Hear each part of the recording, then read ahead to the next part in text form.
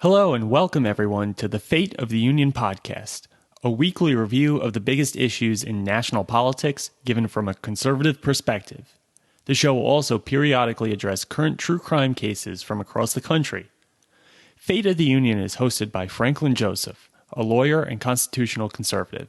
If you like what you hear, please hit subscribe and leave a review on iTunes or wherever you get your podcasts. You can also learn more about the show and its host on Twitter at FranklinFOTU. Now, let's talk about the fate of the Union. Hello and welcome to Fate of the Union. As always, I am your host, Franklin Joseph. If you haven't already, please hit subscribe to follow along for future episodes. This episode is going to be a special one and will be part of a series that periodically addresses modern true crime cases.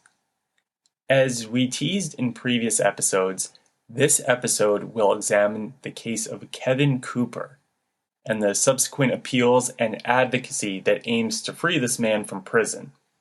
You'll notice that in the description for the episode, I leave links for some helpful documents and cases that will shed even more light on this case.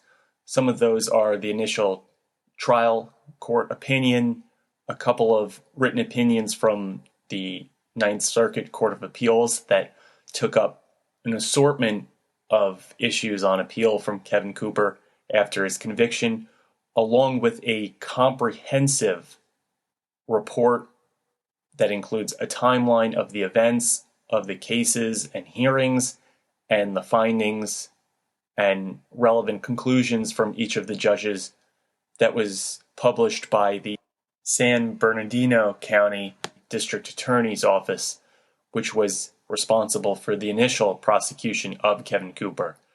So I encourage everyone listening to take a look at all of those documents, especially that last one, the District Attorney's report in response to Kevin Cooper's petition for clemency after his conviction. It is, like I said, very comprehensive, very thorough, and will give background to really any issue about the case that you're looking for.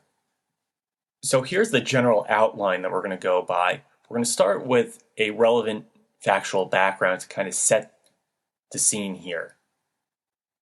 What are we dealing with at trial of Kevin Cooper? Then we'll go into the trial, some of the arguments made by both sides, and the ultimate conclusion, the conviction, and the sentencing entered into by the trial court. Then there are numerous appeals and evidentiary hearings that we'll go over and review why a lot of the arguments ended up being unsuccessful. And then we'll go into the post-appeal advocacy. There are a few different areas and groups of people that are operating in somewhat different spaces to try to advocate on behalf of Kevin Cooper. And that will kind of lead us up to present day here in 2020. So like I said, I think it's most useful to give a 30,000-foot view of where we are now in 2020, and then we'll circle back with the relevant facts of the case and go through the proceedings. Currently, Kevin Cooper is a death row inmate being held in California's San Quentin prison, the oldest prison in California and the only one with a death row population in the state. It is also home to the largest death row prison population in the country. Cooper is on death row as a result of his conviction for the murder of the Ryen family of Chino Hills, California. The events have since been termed, quote, the Chino Hills Massacre. Recently, the Supreme Court has granted a stay of Cooper's execution in order to conduct yet another round of DNA testing in connection with this case. So, seeing as how we are currently in a stay of proceedings, this seems like an especially good time to give an overview of Kevin Cooper and his cases and his multiple appeals. So here's the background of the case. In 1983, the Ryen family, father Doug, mother Peggy, and children Jessica and Josh lived in the upper-middle-class neighborhood of Chino Hills, California. On the night of June 4th, 1983, the Ryen family arrived home from a barbecue that they attended, and with them was Josh's friend Chris Hughes, who was spending the night with Josh. However, after they returned home, their house was invaded by a man who proceeded to murder the Ryen family, as we will see, with the exception of Josh Ryen. The weapons of choice included a hatchet, a knife, and an ice pick. Doug, the husband and father, was murdered in his dark bedroom with a knife and hatchet. He was stabbed 26 times and axed 11 more times. His wife Peggy was stabbed 25 times and axed another 7 times. Upon hearing the screams of their mother, the children ran. The daughter Jessica ran to her parents' room, where she was encountered by the man who promptly hacked her to death, stabbing her some 46 times. The boys then ran to hide. The man scoured the house and found Chris Hughes, the friend of Josh, and slit his throat and inflicted at least 25 separate wounds on the child. Chris screamed for help and Josh ran towards his friend. The man knocked Josh unconscious, slit his throat, along with puncturing one of Josh's lungs, breaking a rib, and Josh was ultimately left to die. But miraculously, he didn't die. Instead, Josh made his way over to his mother's body and somehow knew to block the neck wound with his 4 fingers, thus slowing the blood flow from the wound. He did this for the next 11 hours as he desperately clung to life, surrounded by his murdered family and close friend. Now, the next morning, Chris's father grew worried that he had not heard from either his son or the Ryen family. So Mr. Hughes discovered the murdered Ryen family upon looking for his son at the Ryen house. After that, first responders found Josh barely breathing, who was immediately airlifted to a nearby hospital in an attempt to save his life. We later found out that these efforts were successful, and Josh miraculously survived this night of horror. The police began the investigation. One of the first things they noted was that the Ryen family car was not at the home upon their investigation. It was actually discovered several days later in Long Beach, about 50 miles from Chino Hills. Remember that fact for later on in the episode. After the police began the investigation, they were contacted by the Ryen's neighbor, who was using the neighboring house as a rental home, but was not in Chino Hills the night of the massacre. Upon returning to his rental home, the neighbor discovered signs that someone had been squatting in his home. He saw bedding that was used, dirty sheets. He found that food had been eaten since he was last in the home. The police's search then turned towards possible individuals who could have been squatting at the rental home. Again, Chino Hills is the type of neighborhood, even in 1983, that did not see a large homeless population. However, the police came to find that there had been an escape from the nearby Chino Hills prison. There were several inmates that got through a hole in the minimum security prison's fence. One man that escaped through the hole in the fence was a man named David Troutman. David Troutman was in the minimum security prison for robbery. Thus, this was a lead the police needed to pursue. Upon searching the rental home, Cooper's semen was found on a blanket inside the home. Police also discovered that Cooper had made several calls from the rental home to women asking for money, which they ultimately refused to provide. Here's also a rundown of the pieces of evidence found as a result of the investigation. Here's the first grouping of evidence found in and around the Ryen house. They found a green button identical to the buttons on Chino Hills prison jackets. It was found in the room where Cooper slept. This button had blood on it that could have come from either Cooper or the victims, but remember that is a button identical to the buttons on the Chino Hills prison jackets. There was also a blood-stained rope that was found in the closet of the bedroom used by Cooper. The rope was similar to another rope found in the Ryen driveway. There was also a hair removed from the bathroom shower in the rental home that was similar to Douglas Ryan's hair, the father. There were knives, also hunting knives and ice picks that were missing from the lease home. There was also tennis shoe prints consistent with the size and pattern of the shoes given to Cooper at the Chino Hills prison that were found around the Ryen house and also at the rental home, which leads us to the next area of search, in and around the rental home. There were bloody footprints in the hallway leading to the bedroom that Cooper used and on the shower walls in the rental home. A hatchet that went missing from the rental home was very similar to the hatchet found on the side of the road by a citizen several days later. The hatchet found on the side of the road contained blood and hairs that were consistent with that of Douglas and Josh Ryen. That's the father and the surviving son. Hair similar to that of daughter Jessica Ryen was found in the bathroom sink of the rental home. Plant burrs recovered from Jessica Ryan's nightgown were similar to those found on a blanket inside a closet in the rental home and in the Ryen car, which we'll get to in a moment. These burrs were also similar to the burrs from vegetation between the hideout house and the Ryen house. Now, just a few moments earlier in the episode, I asked you to remember the Ryen family car.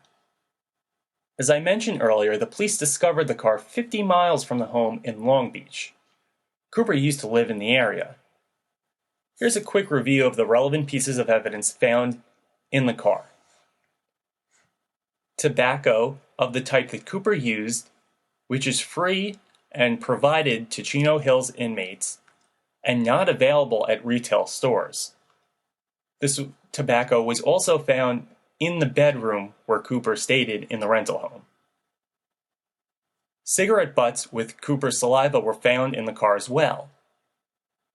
We'll find out that post-conviction DNA testing confirmed that the DNA from one of the cigarette butts would match 1 in 19 billion people, while the other would match 1 in 110 million people.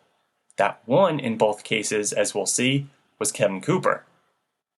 Finally, hair consistent with Cooper was found in the Ryen car, later confirmed by 2 experts at trial.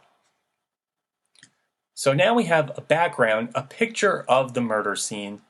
We know that we have one young boy who survived. His sister, parents, and best friend, unfortunately, were murdered that night in Chino Hills.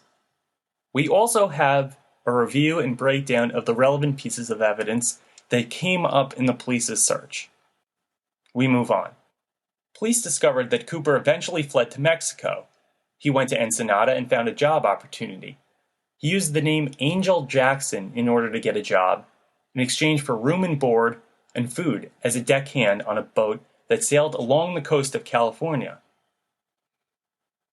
In the following month, Cooper worked on the boat as the investigation failed to really hit another lead or milestone. Eventually, however, the couple that owned the boat and hired Cooper heard reports of the Chino Hills Massacre. Keep in mind that at the time Cooper arrived in the Chino Hills prison, he had already a criminal record for burglary, kidnapping, rape of a minor, auto theft, and escape from prison. The district attorney's report that we mentioned earlier notes that Kevin Cooper escaped from state's custody in one capacity or another 11 times before he even got to the Chino Hills prison. Now, one night, while he was employed as a deckhand, Cooper left the boat where he worked and boarded another boat nearby. He found a couple on board and cornered the woman with a knife in hand and proceeded to rape her at knife point, similar to the crime he committed in Pennsylvania before the Ryen family murders. The next day, the woman went to the police to report this rape, but while at the precinct, she saw a wanted poster for none other than Kevin Cooper. She subsequently identified Cooper as the man who had committed the rape. Subsequently, police found out the boat where Cooper was staying, and by now were obviously familiar with Cooper's appearance. They apprehended him and took him into custody, around the area where the boat was docked. So now we have the next piece of the timeline. The police have apprehended Kevin Cooper. They have matched the description of the man they had received at the night of the Chino Hills murder with the man who had raped the woman on the boat. So next comes the trial of Kevin Cooper. Now, the trial, aside from some of Cooper's incredulous denials, proceeded mostly how you would expect it to, judging from the facts of the case we discussed. Interestingly enough, Cooper did take the stand and testify in his own defense. He did admit several elements to the timeline, which will kind of streamline your review of this case. So take a note of this. He admitted at trial from escaping from the prison, hiding out and sleeping at the rental home, but denied committing the murders or being in the Ryen house. So it's important to note that by Cooper's own admission under oath and his guilty plea to escape from prison, that he did in fact make the escape in the fashion that we talked about earlier. We also know for a fact now that he was at the rental home around the night of the murder. What was contended by Cooper was that he actually set foot in the Ryen home and committed the murders. So in the end, we have reliably placed Cooper at the rental home post-prison escape during the time frame of the Ryen family murders by Cooper's own admission under oath. However, Cooper's defense claimed he left the rental home on foot, hitchhiked, stole a purse, and eventually made his way to Mexico. The defense also pointed to the inconsistencies supposedly in Josh Ryan's testimony, presented evidence of other events apparently not involving Cooper that might have had something to do with the killings, and presented an expert witness that criticized the forensic investigation. Another note to remember. Remember Kevin Cooper's expert witness. That'll come into play later on in the episode. At the conclusion of trial, a jury convicted Cooper of 4 counts of first-degree murder. That would be the Ryen parents, Jessica Ryen, and Chris Hughes. He was also convicted of 1 count of attempted murder with the intentional infliction of great bodily harm. That would be in relation to Josh Ryen. Cooper received the death penalty. The court entered a stipulation during sentencing phase as well that found that Cooper was responsible for the kidnap and rape of the girl in the Pennsylvania case that I mentioned earlier. The California Supreme Court opinion on the case included, quote, "The evidence of guilt was extremely strong. Many items of circumstantial evidence pointed to the defendant's guilt. Some alone were quite compelling, others less so. In combination, the evidence established defendant's guilt overwhelmingly," close quote. Now, the judge that presided over the initial state court trial was Judge Richard Gardner, and he made his own independent conclusions that were cited at sentencing. Think of it as, in addition to the jury finding Kevin Cooper guilty of the counts we just discussed, the judge nevertheless found it necessary to emphasize a few points himself, although not required to do so. Here's just an excerpt of what Judge Gardner said. Quote, "The law, from all of the evidence admitted at the guilt phase, the court is satisfied beyond a reasonable doubt, all reasonable doubt, that the defendant, Kevin Cooper, is the one who entered the Ryen home and committed the various murders, and that he is thus guilty beyond a reasonable doubt of counts 2 through 6, which we just discussed." Now, some of the more particular points persuading me of the defendant's guilt are the following, the judge continued. The proof showed, apart from his own statements at trial, that he was in the hideout from home next door, in effect to the Ryen home, for several days. He admitted that indeed he could not deny it. He was next door, at least until 8:30 p.m. the night of the murder, a fairly short period of time before the crimes occurred. I am convinced, the judge said, that the hatchet in evidence was one of the murder weapons and that it came from the hideout house where the defendant spent a lot of time. I am convinced that the defendant stole the Ryen's car, thought that that was adequately proved by the evidence found therein, particularly the same tobacco that was also found at the home was the same that comes from the state prison. End quote. Now, Judge Garner felt so strongly that the death sentence was appropriate in Cooper's case that he stated that to do anything other than deny Cooper's motion to modify the verdict, to modify the death sentence handed down by the jury, would be arbitrary and capricious act and against the court's sworn duty to uphold the law of the state of California. Now, these two statements from the judge, at first glance, they may seem to just confirm what the jury decided. The judge is just explaining what the jury found.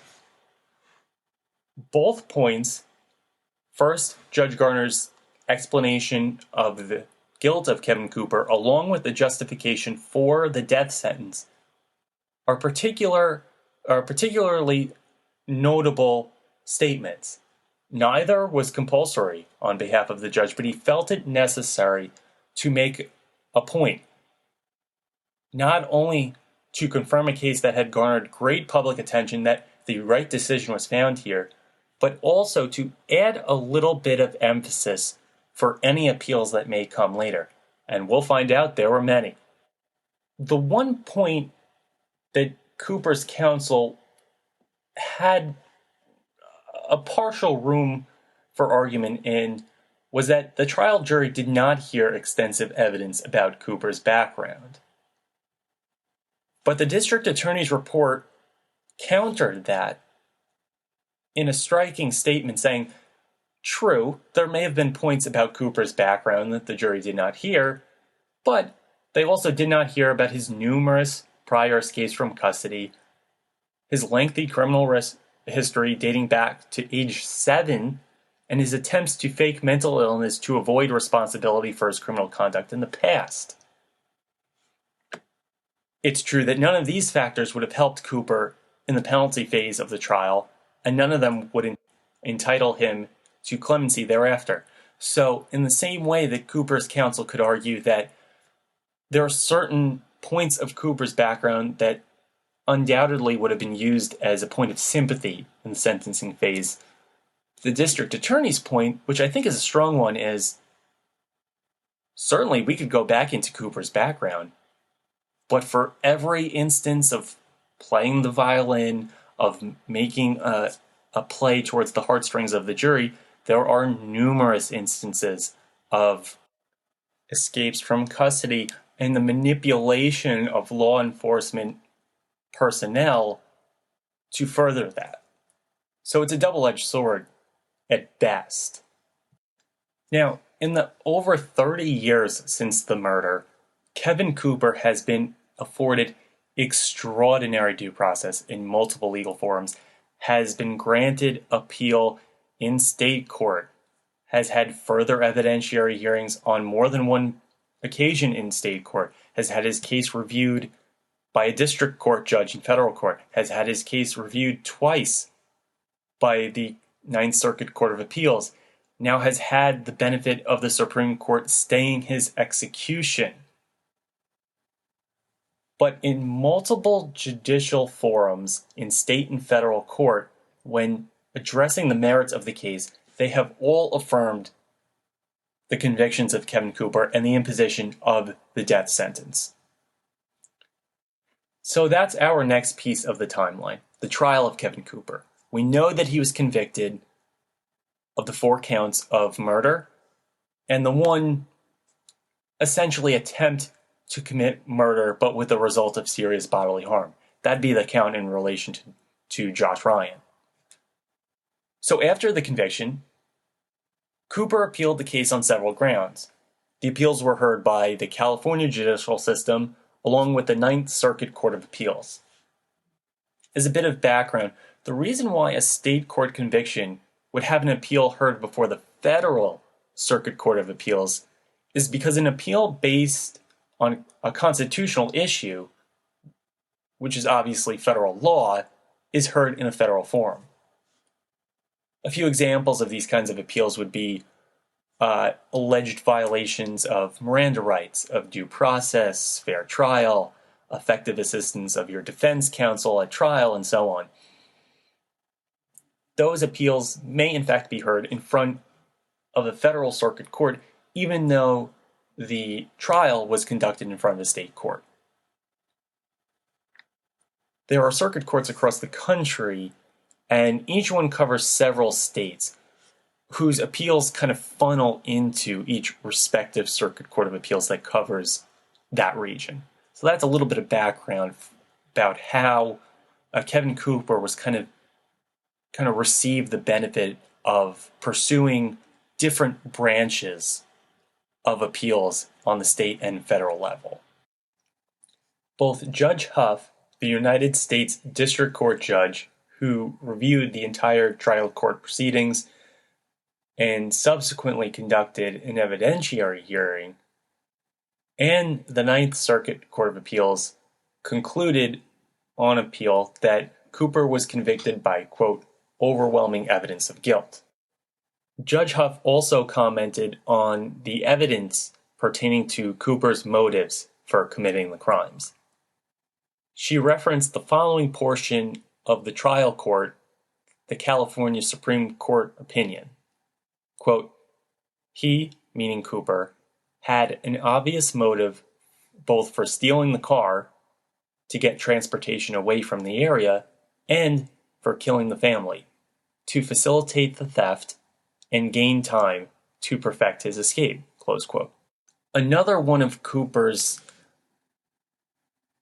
post-conviction appeals, petitions for leniency, all of these kinds of post-conviction proceedings was a clemency hearing, asking for his conviction to be forgiven, which was in 2004, in which Judge Huff again held a very lengthy evidentiary hearing. This time, Cooper's claims related to his supposed innocence based on the facts of the case, along with some claims of evidence tampering. And the claims of evidence tampering on the first time here on appeal really ran the gamut according to pieces of evidence. Here's just a few things that Cooper claimed were tampered with. The tennis shoes and the shoe prints allegedly left by the shoes. The witnesses at the nearby Canyon Corral bar, which we'll get into in just a few moments. The hair recovered from Jessica Ryan's hands. EDTA, which we'll also get to in a moment. But remember, that's a chemical agent used to preserve blood's ability to be tested. All these issues and other issues regarding post-conviction DNA testing were thoroughly litigated and argued in numerous evidentiary hearings. In addition, scientific testing was ordered and conducted, and 42 witnesses were called to testify. This is all after the trial, after the conviction. 42 more witnesses. Judge Huff also conducted an independent review of all the evidence, including the trial and pretrial hearing transcripts. So now we're at a juncture where Judge Huff is reviewing not only Kevin Cooper's claims for violations of evidence tampering, of misinterpretation of the facts of the case. Judge Huff is reviewing every word uttered in court. The pretrial hearings, the framing of what charges will be discussed at trial, from the open gavel to the closing gavel, and all the sentencing proceedings. She's got the whole gamut and is reviewing all of it. Nevertheless, Judge Huff concluded after the hearing and her own independent review of the evidence and the full case file that Cooper was in fact the person responsible for the Ryen and Hughes murders. In addition, the court has conducted what's called mitochondrial DNA testing, and again, the EDTA testing. They did so because there's a claim that's been popularized a lot in especially in alternative platforms for media, podcasting, YouTubers that tend to agree and advocate on behalf of Kevin Cooper, that EDTA was somehow used to pollute the blood, was an improper element to be found in the blood, to be found in evidence, which we'll find out shortly is a claim that really doesn't have any factual grounding, but we'll get to that in a moment. Based on the post-conviction DNA results and all of the courts that came before it in this case, Cooper was determined to be the one responsible for the brutal murders. Now, even after Cooper had all of his claims reviewed by an appellate review, had the entire case file from opening word to closing word reviewed without his insistence, I might add. This was done really to only benefit the appellee, the person appealing the case. You got the benefit of a judge reviewing every single element of this case, both the issues that you asked to be reviewed and ones that could have been decided prejudicially against you, but you may not have even thought of. Nevertheless, Cooper was again granted an appeal to the Ninth Circuit Court of Appeals after his previous clemency pleading was denied in 2004, and Judge Huff issued her decision, which we spoke about a few excerpts just a moment ago. The Ninth Circuit rendered its opinion in 2007, 3 years after the clemency was denied, and 2 years after Judge Huff wrote her decision, which we just spoke about. The Ninth Circuit Court of Appeals panel concluded that the tests that Cooper asked for to show, quote, once and for all that he was innocent actually showed nothing of the sort. Ultimately, the court concluded instead that Cooper's claims of evidence tampering and withholding of evidence lacked merit completely. Cooper's appeal and clemency petitions were also denied in connection with the bizarre theory that he could not have been the murderer since multiple weapons were used in the killings, and so that must mean multiple killers were involved. This is central to a popular theory used on Cooper's behalf that's been cited in numerous, again, YouTubers, podcasters, so-called true crime shows, along with a popular piece from the New York Times, an op-ed that has kind of jettisoned, has been used as a launch pad for all of this post-conviction advocacy that we'll talk about in just a moment. In regards to the multiple murderer theory, the court succinctly dealt with this claim, in part based on a man named Dr. Root, the pathologist who conducted all of the autopsies related to the case and testified at trial. Dr. Root stated that just two weapons, a hatchet and a certain type of knife, could have caused all of the wounds that inflicted death and great bodily injury on the victims. Two such potential weapons were determined to be missing from the rental home where Cooper hid after he escaped the prison. So now that's our next piece of the timeline of this case.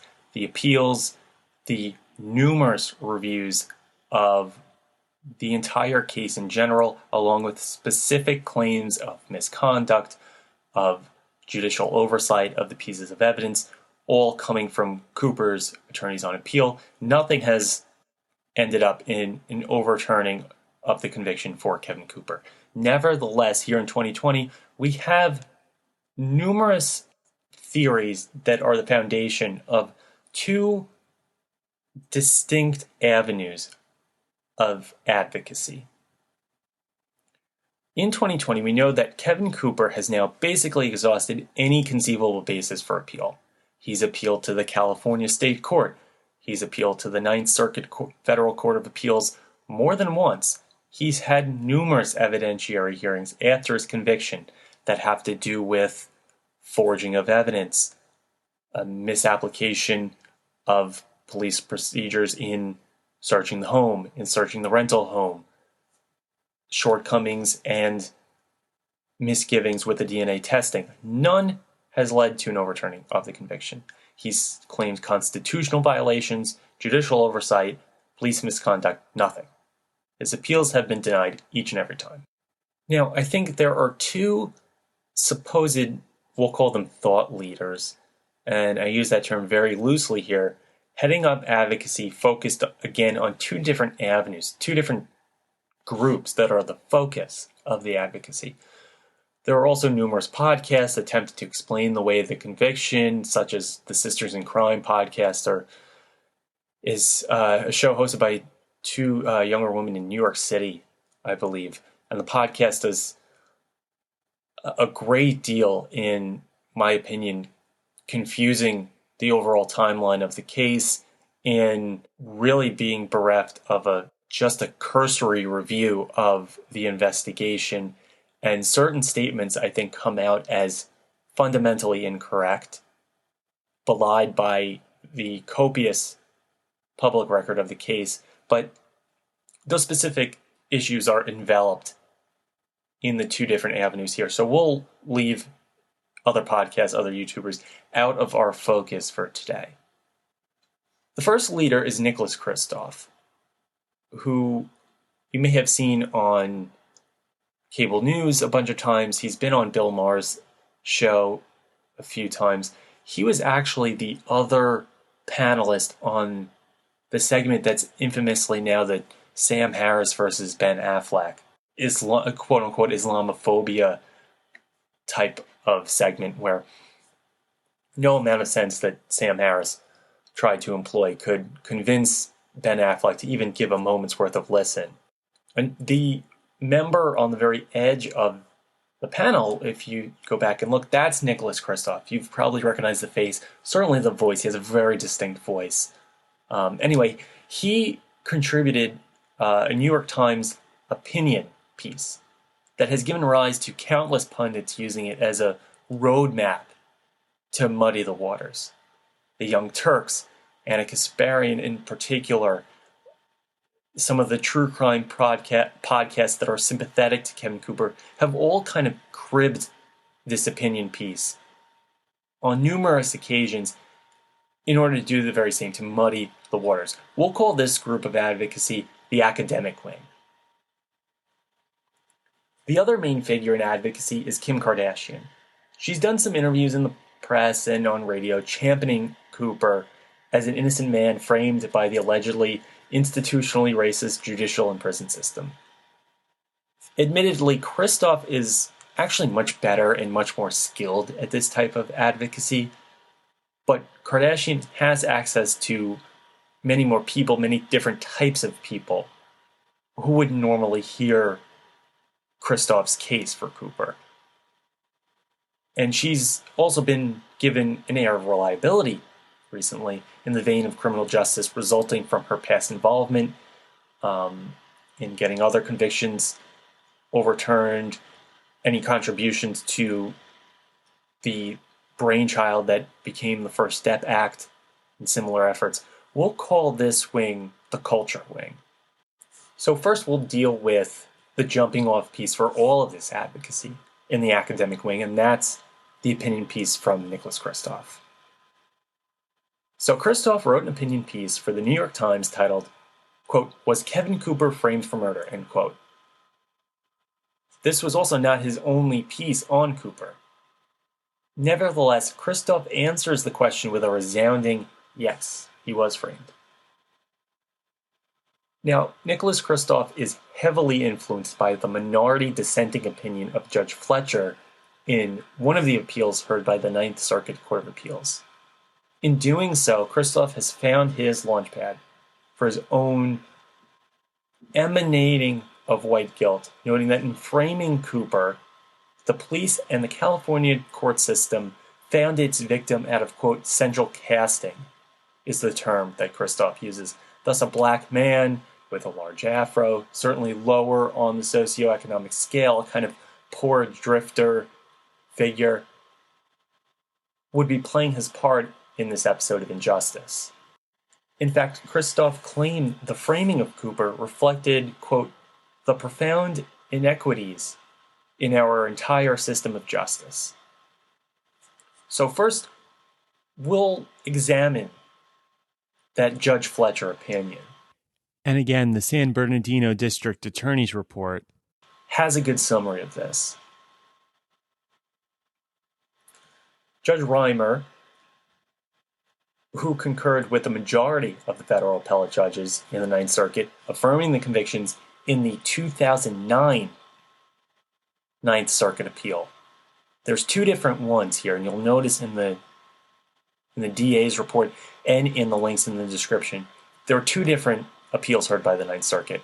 One was decided in 2007, the later in 2009.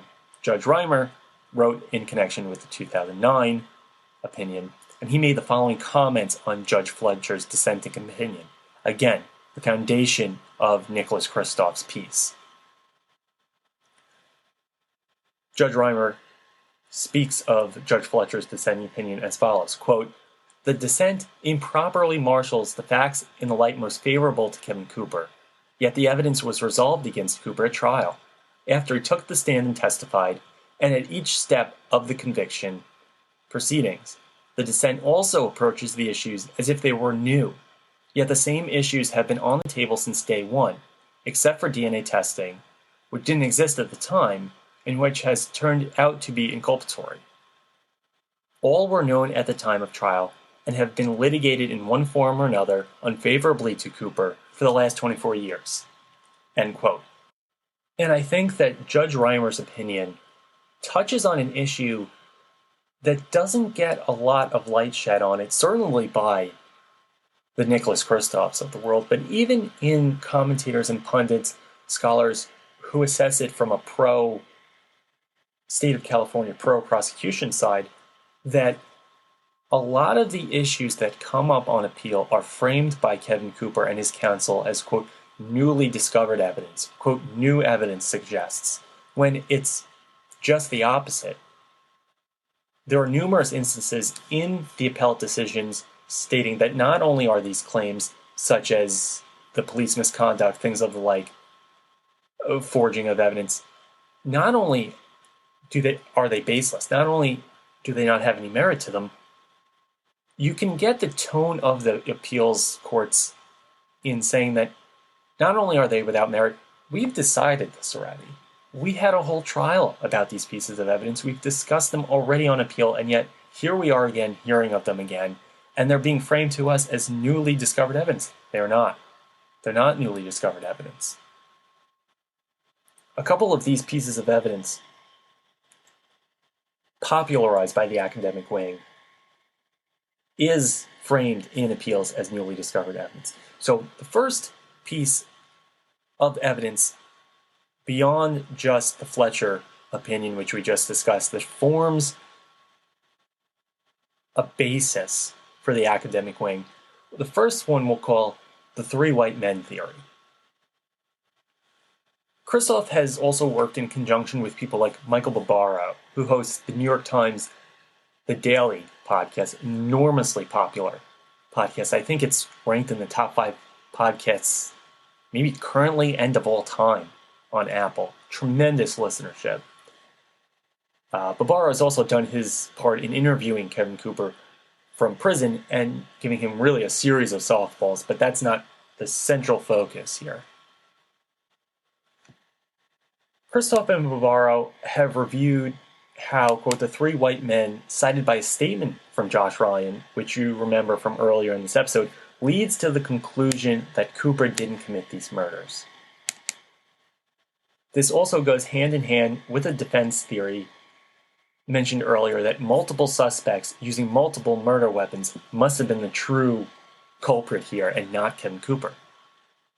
Anas Kasparian and the Young Turks have also parroted this theory, of course with no independent thought contributed whatsoever, but that's what you agree with when you agree to watch the Young Turks. You basically get somebody's half-hearted, cursory book report of somebody else's work. Let's return to the New York Times piece that states unequivocally, quote, the sole survivor of the attack, that'd be Josh Ryen, said 3 white intruders had committed these murders, end quote. Let's be careful here, but also be clear. This statement is an outright lie. It's not a misinterpretation of Josh's statements. It's not a misinterpretation of the way they were received by any of the judges, by the jury. It is an outright lie. For one, Josh Ryen said only that 3 Mexican men, not white men, were at the house at another time looking for work. They were manual laborers. They were looking to make some money doing some work around the house, landscaping, things of the like. Josh has been consistent in both video and audio recordings from his first statement to some statements made closer to present day, which we'll discuss later, in saying that only one man in the house committed the murders. He's been adamant at that from the very beginning, from when he was a little boy interviewed during the police investigation until now as a grown man trying to sway public opinion away from getting a convicted murderer back out on the streets. Also, the 3 men we speak about here are the subject of Josh Ryan's statements because he places them at the house, again looking for work, before the family left for the barbecue. That's before the barbecue that they left for, that they then returned from, and then had settled in back at home until later that night when Kevin Cooper invaded the house and murdered the Ryen family. So not only does Josh Ryen not place 3 white men, places 3 Mexican men at the house, it's hours before Kevin Cooper invades the Ryen family home. We have not made a proper identification of any individuals, and they are placed at a wholly different part of the day. No credit to anything regarding the 3 white men theory. But we'll go on. We'll see what this central claim has kind of given rise to in the 3 white men theory. The New York Times piece goes on to say that, quote, then a woman told the police that her boyfriend, a convicted white murderer named Lee Furrow, was probably involved, and she gave deputies his bloody coveralls, end quote.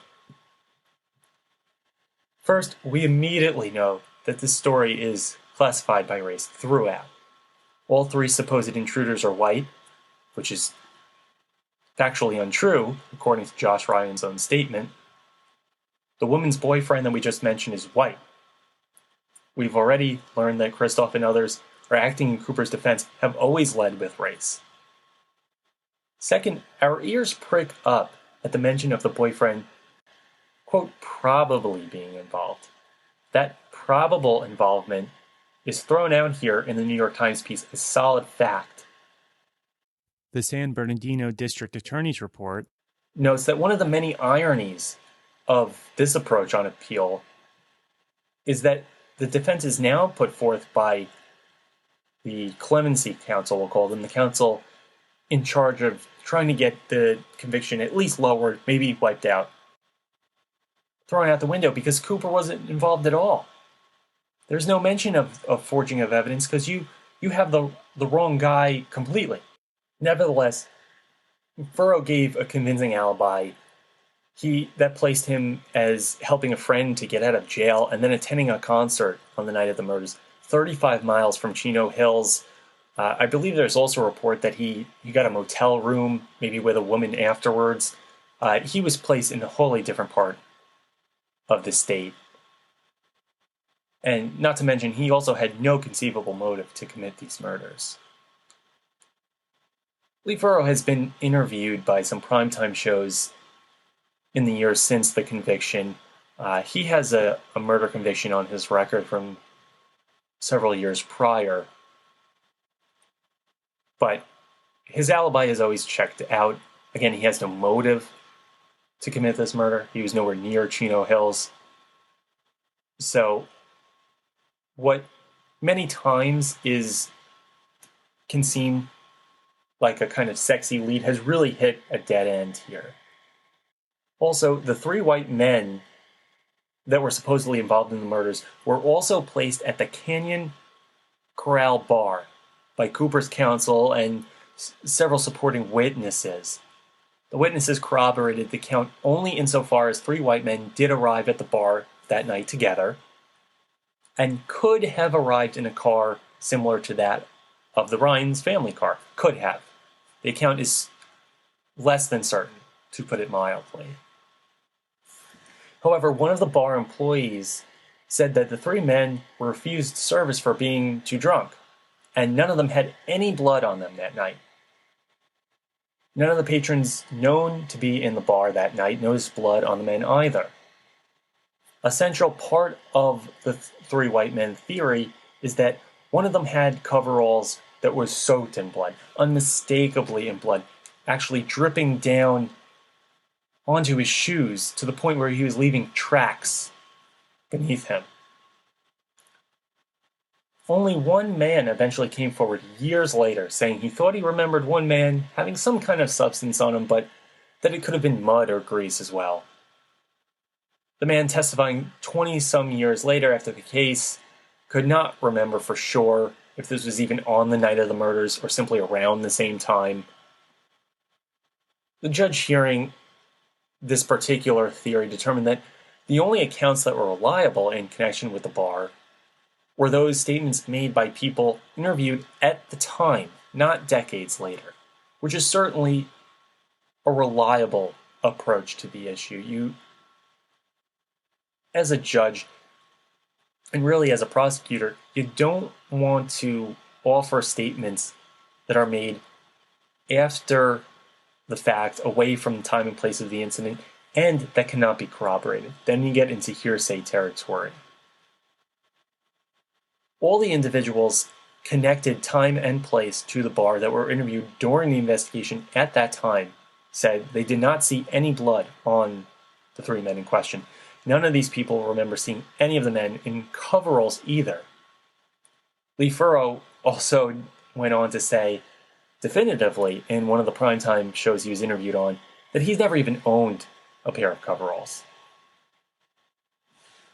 And in one of the perhaps more comical points of the timeline of this case, a little bit of comedic relief here, was that Judge Huff determined on appeal that the coveralls had no value to the case because they were received by the police from a woman known to be Lee Furrow's girlfriend, who had told others and the police that she and other witches believed the coveralls were connected to the Cooper case based on a vision they received during a group trance or seance.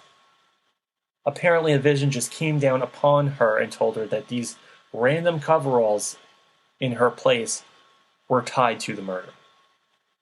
Of course, this is what you would call in evidentiary standards unreliable. Finally, it's worth noting that the issues involving the coveralls and the Canyon Corral bar had already been brought up in a previous proceeding and during trial. This goes back to, again, the framing of these claims as newly discovered evidence is in itself improper as a basis to support this type of appeal. Nevertheless, we now see that Christoph's statements regarding the coveralls is in fact an outright lie. There's no evidence of any of the white men in the bar wearing coveralls or being at the Ryen house. In fact, we know by Josh Ryan's own words that there were no 3 white men at the house, and the only 3 Mexican men were there several hours earlier, before the murder occurred. The only coveralls involved in this case were offered by someone with no first-hand knowledge of the case as a result of a witching seance, and the coveralls were discredited by several reviewing courts to be speculative at best and inappropriate to even support an appeal. Next, we have theories based on planting of evidence. Supposedly everything in this case was planted and or tampered with. The blood, the DNA evidence, even the shoe prints, the whole lot. Both the academic and the culture wings of advocacy rely heavily on this issue. Anna Kasparian has ridiculously and disingenuously claimed that the Ninth Circuit Court of Appeals concluded that there was reason to believe that law enforcement planted evidence that led to a conviction. We now know this is simply not true. A minority dissenting opinion alleges that further testing needed to be done. That's it. Improper testing, or incomplete testing certainly, is a wholly different issue from planting evidence. The district attorney report in response to Cooper's petition for clemency decimates this theory. The report as a whole is comprehensive. I encourage everyone to go read it.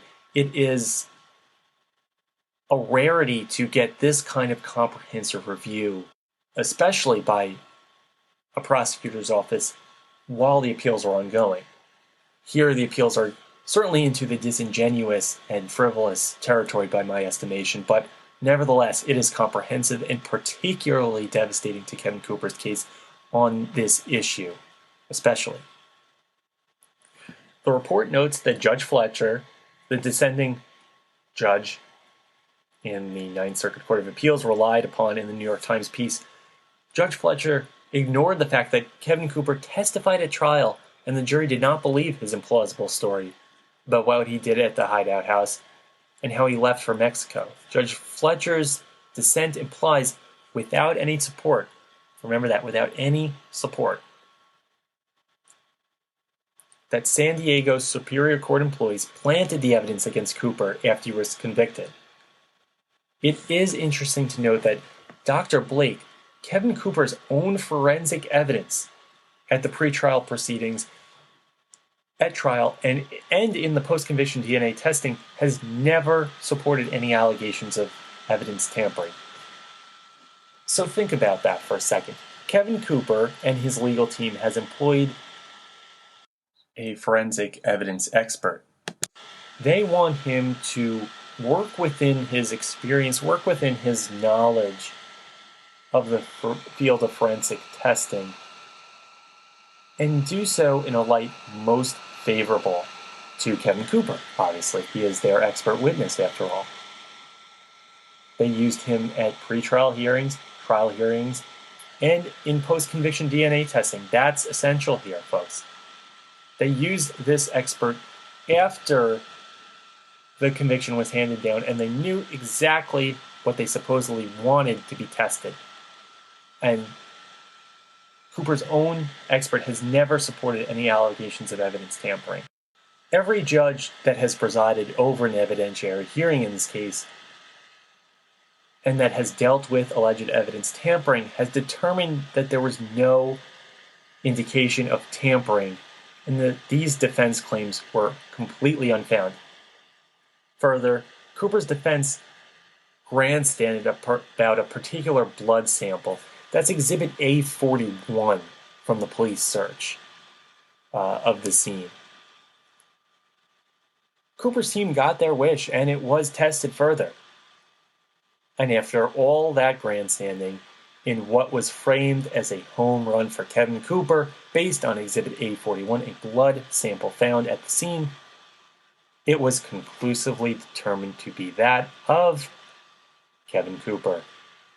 When interviewed, Dennis Kottmeyer, former district attorney for San Bernardino County, noted that 1 out of 300 billion people could have matched evidentiary Exhibit A41, which was a sample of blood.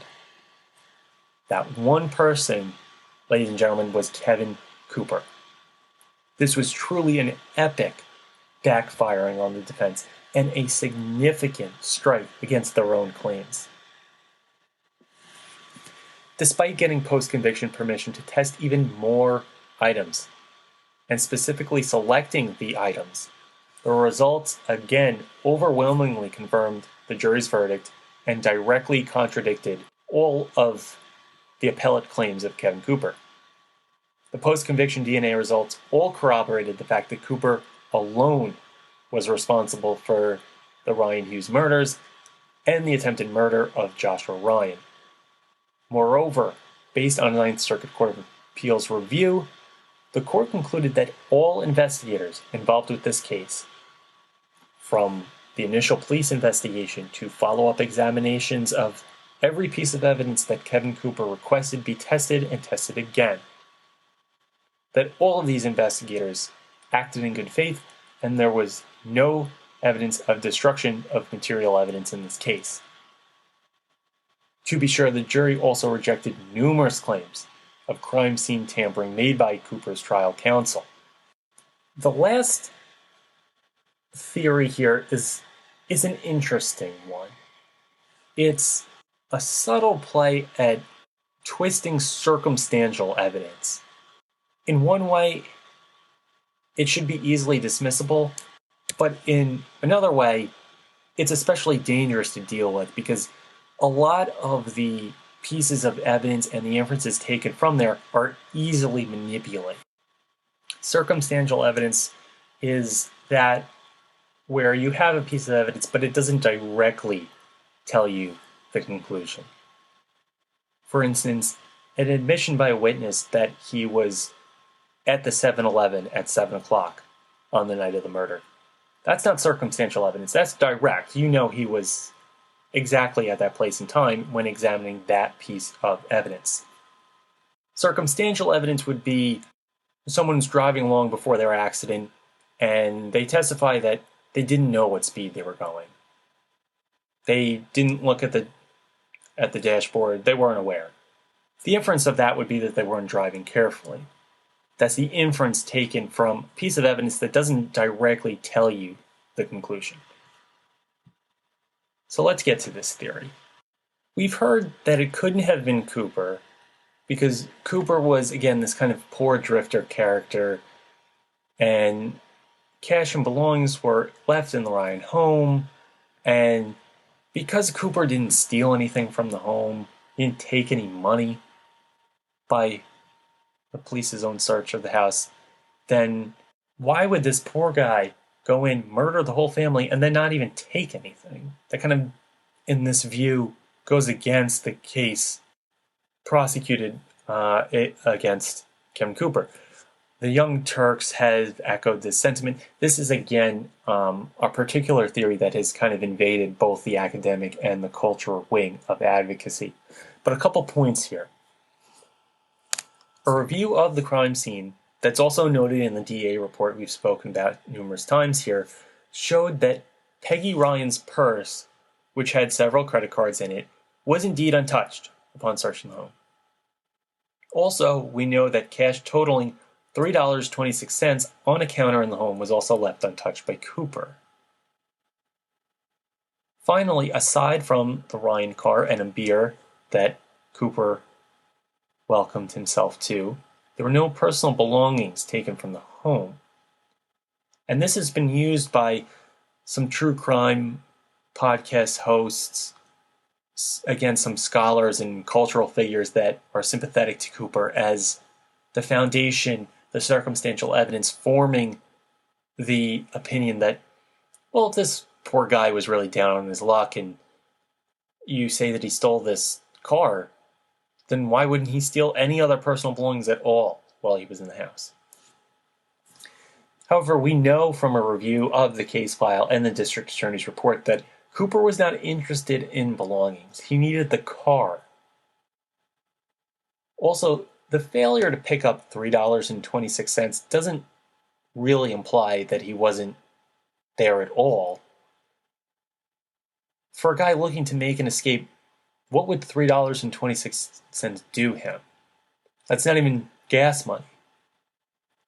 He didn't take the money, and he didn't take personal belongings because he didn't enter the home to raid it, to ransack it. He entered it to slaughter the Ryen family and anyone in his path as a means to obtain the family car. A theory that has been solidified again and again as additional proceedings have been conducted. Cooper indeed had a lot to lose if he was captured.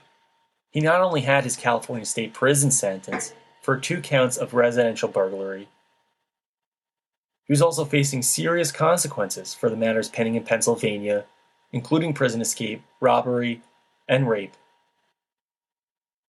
Not to mention the very escape that he made from Chino Hills prison that gave rise to the Chino Hills Massacre. So certainly, the motive here was to get away from the scene by any means necessary. And a modus operandi, an MO, which all available evidence shows that Kevin Cooper did in fact carry out. An interesting note made towards the end of the DA's report is that the state of California is kind of in a pickle here. They're in kind of a no-win situation here in 2020. If they continue to fight Cooper's pleas for additional DNA testing, Cooper gains credit in the eyes of some of the public as this kind of martyr, especially as Cooper has continued to fan the flames of racial motivation behind the supposed framing and conviction of him. If the state concedes, then not only do they look like they're giving up, that they're waving the white flag, that there might be something to this testing, Cooper also wins in delaying his execution and scoring sympathy points in the process. I mean, here we are in 2020. The man was convicted in the 1980s for multiple murders, and he's still on death row. So certainly, Kevin Cooper and his counsel have no doubt discovered the roadmap to, at the very least, delay the execution. However, I think the state will eventually win their final battle in this case. The district attorney's report here, in my opinion, the publication of that report leads to a borderline case for subsequent appeals from Cooper's counsel being frivolous claims. And I think a particular note in the report is, again, that there's been time and time again where Cooper's team has framed things as newly discovered when that's simply not the case. They've been argued about for years in multiple courts. It's quite the contrary, actually. And nevertheless, to keep arguing for further testing at this point, I don't think it gets to a frivolous claim, but it is bordering it, in my opinion. It is brushing right up against that line. But I wanted to leave you all with this. This is a letter written by Josh Ryen to Governor Jerry Brown upon learning that Kevin Cooper was seeking yet another round of DNA testing and thus halting his execution in the process.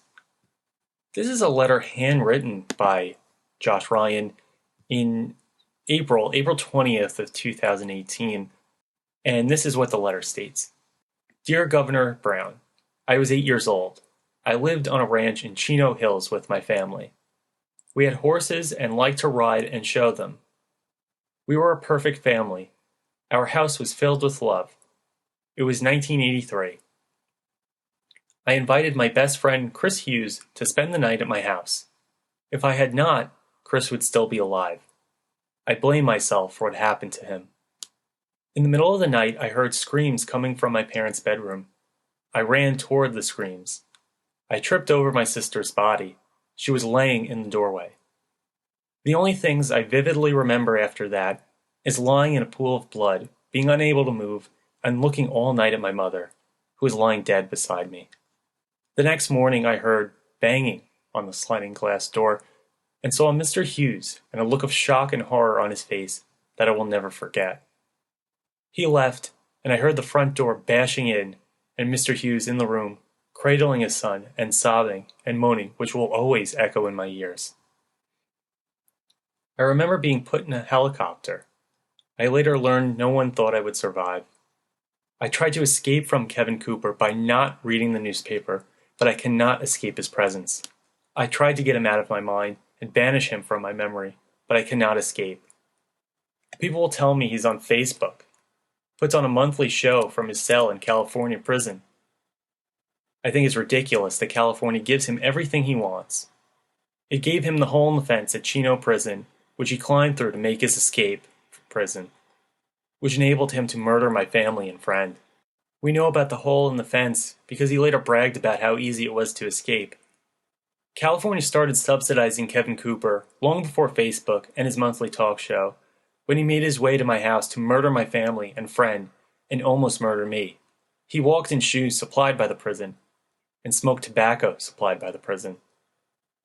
California has given Kevin Cooper everything he wants. He wants DNA testing, so California gives it to him. It proves that Cooper is the killer, so he says the blood was planted, and wants more DNA testing. And for good measure, an investigation of the police for framing him because of his race. Kevin Cooper is a liar. He lies about everything. When he is caught in his lies, he lies more and more. He gets other people to believe in and broadcast his lies. Because of Kevin Cooper, I was accused of being a liar on national television. CNN's Death Row Stories put on a show about Kevin Cooper, which presented his many lies as facts. That the police framed him and coached me to lie under oath. Kevin Cooper is in my mind every day. He is a nightmare which plays over and over in my head. I can never get away from him. The latest is his request for clemency, something he richly does not deserve. But he does not stop there. He also wants more DNA testing and an investigation of the police and prosecutors. This is ridiculous. It is obscene. Please deny Kevin Cooper's request. But please explain the reason why. It is time someone told the truth about what he did. It is time someone spoke up for me and Chris's family. Sincerely, Joshua D. Ryen. Governor Brown responded by granting Cooper's request for more testing anyway, and the Supreme Court has affirmed even more DNA testing beyond that, much to the delight of the progressive left. We await the findings. Every appeal and additional evidentiary hearing has been conclusively against Cooper's claims and for his guilt. This time should be no different. If you are hearing a slight change in tone in my voice, this is the reason why. This is not a review of politics on the Hill. This is not some review of wonky points to a bill that's being fleshed out on the Hill, on Washington. This is an argument against a particular segment of the far left of the political spectrum, advocating in the press and in the courts to free this man from prison, to free a serial rapist, a serial prison escapee, and a gruesome serial murder from prison. To free him from prison, no less, in the very neighborhood in which he committed these gruesome murders, a slaughter of a family that robbed Mr. Hughes and his family of bringing up their son, that robbed Joshua Ryen and his family of living out the rest of their lives as a loving family.